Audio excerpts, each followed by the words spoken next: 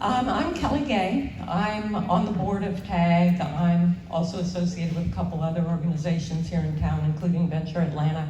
I'm the moderator for the day, for this panel. But I want to make sure and let you know how this is going to work, and then I'm going to briefly introduce our panelists, but they're going to, in more depth, introduce themselves. So we have a fabulous panel here. Just a fabulous panel, including our Hall of Fame winner for today. And I've got some questions to get the conversation going, but we are going to leave time for questions from the audience. And honestly, I don't care if you have a question related to something we're talking about that you want to ask, go ahead and raise your hand. So it doesn't all have to be at the end, is my point. We'll keep it pretty casual. Not only that, I'm going to have them speak as much as possible, including introducing themselves. And if they have something to say on a topic, a question, they will, and if they don't, they won't. So let me introduce our panel very quickly. So this is Brian Daly, over here right to my left. He is the CEO and the co-founder of Ground Floor, as well as an executive and a board member for a number of companies, and has founded companies before Ground Floor. Thank you for joining us, Brian. We have David Cummings. You all know David. David is our Hall of Fame winner for this year. Congratulations on that, David. And we will hear more from David later today on that. He is also the founder of the Atlanta Tech Village, co-founder of many companies, founder of other companies such as Pardot, previous to that, and a board member on many, many organizations. You'll hear more from David during his Hall of Fame presentation, as well as a brief intro here. And then we have Jim Douglas, who is a partner at Fulcrum Equity Partners, board member on a number of organizations, CEO for a number of companies. So please welcome your panel for the day real quickly. Good to see you guys.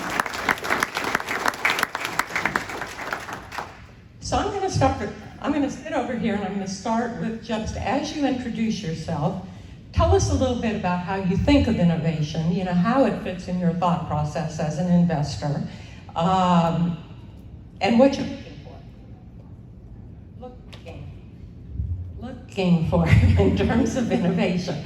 So let's start with you, Brian. Sure. My name is Brian Daly. I'm co-founder and CEO of Ground Floor.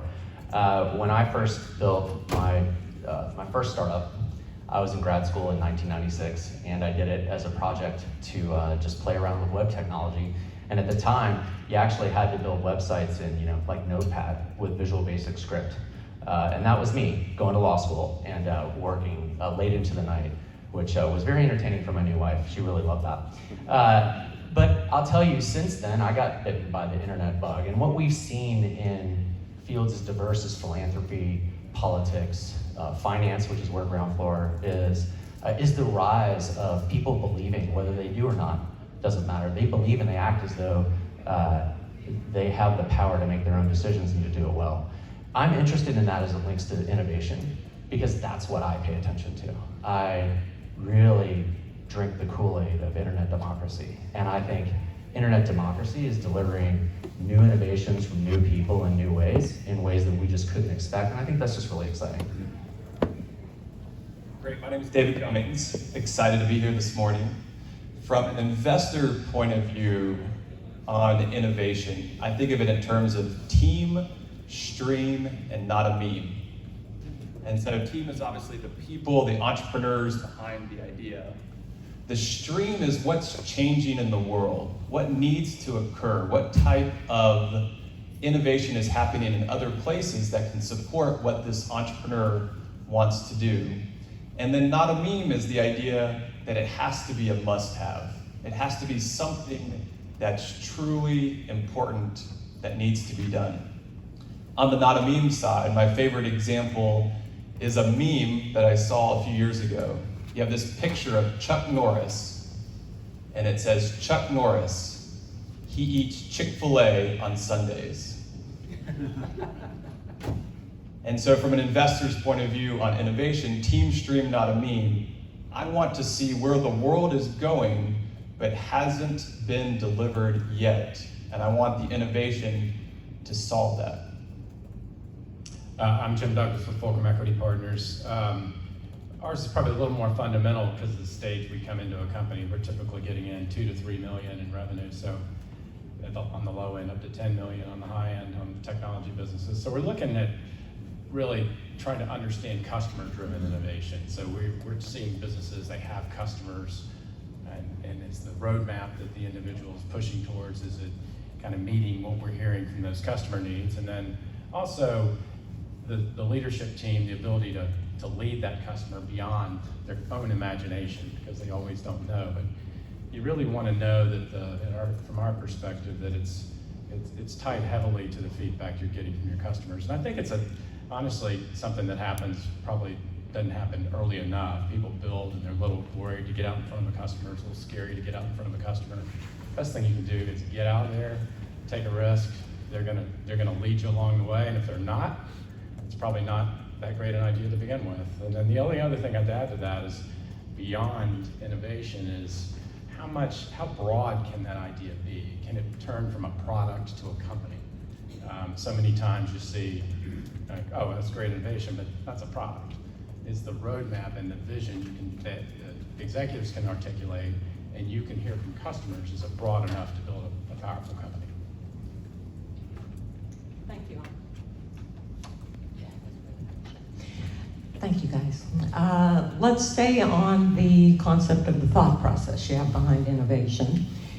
When you're thinking of innovation, is it a particular thing you're looking for? Is it, and Jim, you touched on this a little bit, is it a business model? Is it a product? Is it the capability or the general tenor of the team? And is innovation an actual criteria to you as you look at investments, or is it something that permeates an entire decision? I think about it under a couple different lenses.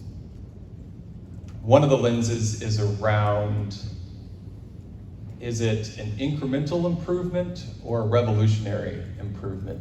Is it 10% better or 100% or 1,000% better?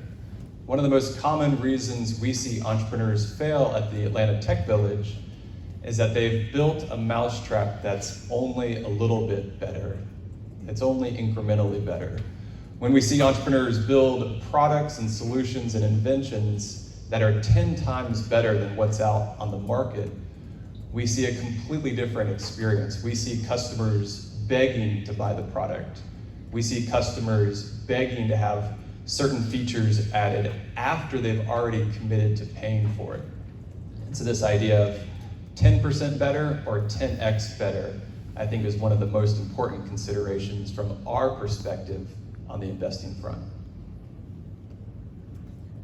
Yeah, just to add to that, I agree 100%, and it's the central thesis to that was customer driven, right? You have something, you think it's in a good place, but is it, when you really get out there and talk to the customers, is it it's a little bit better than your other guy, or a whole lot better? And then back to, not to repeat myself, but back to that, how much further can you take the customer with that product roadmap?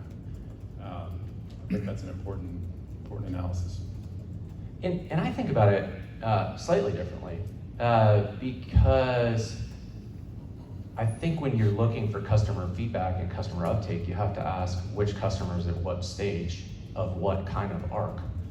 And the trouble with something like Airbnb, if we just take that as a famous example that I think people will talk about in terms of spotting innovation, the first product, which was couch surfing, across the world at conferences, it's not clear what the customer demand is on a broad basis for that, right? And a lot of people doubted it, which is why Airbnb is in a lot of investors' anti-portfolios. So the formula that I think about when entrepreneuring or getting behind an early stage entrepreneur, and that's where I like it, is somebody who has an expansive vision that sounds ridiculous, but that they're passionate about, and that from a position that they can, litigate for. Because they have to litigate in the world to make that vision happen. It doesn't happen by itself. Clearly, Brian went to law school. I did. It's guilty as Litigate charged. is a strange word in the context. Guilty as charged. And it is litigation. I mean, it's hard. It's a battle, right? To support your vision and to prosecute the case for your vision. And And there are a lot of defendants who want to defeat you in your vision. I'm going to start prosecuting the case for my valuation. I never thought about it like that. Yes, I'd love to litigate against you on that fact. Let's talk after. Litigate valuation. But I think the important point is there a narrative arc that is going to rally talent? Is there a narrative arc that is going to bring investors on board who are willing to take a flyer on that idea? And yes, there has to be some customer somewhere who sees it and values it and wants the features. But the real question isn't the customers you're getting now, because that's 2x or 3x. The question is all of these customers that you can't even predict that you're going to get in the future, who don't even know what they want yet. And that's the magic. That's the 100x investment. And that's what I get excited about as an entrepreneur. If I'm going to spend 7 to 10 years of my life being involved with or building a company, I'm doing that. And I think you guys agree with that. Another lens that I like to look through from an investment point of view on the B2B side is, does this product or service fall under one of two categories? Category number one, mission critical. So is this something that is truly required to run the business? The best example I heard was from an entrepreneur last year. He said, during the Great Recession, we had our software in a number of YMCAs throughout the country. And during the recession, their funding went down, and they told me that they would go ahead and not pay their electric bill before they would not pay for their SaaS software. So think of that litmus test. Would your customer not pay to keep their lights on because your software is more important than that, or would they pay to keep the lights on first? And so that was really powerful. That was a really compelling story for me. The second lens I like to look at is the product in the path of revenue? My co-founder at Pardot taught me this one. He's the current CEO of the multi-billion-dollar marketing cloud for Salesforce.com. And this idea of being in the path of revenue is, does your product unequivocally help me make money? If I turn your product off, will I make less money? And so those two lenses are very important to me. Mission critical, does it pass the electricity test? And in the path of revenue, if I turn your product or service off, does my revenue go down?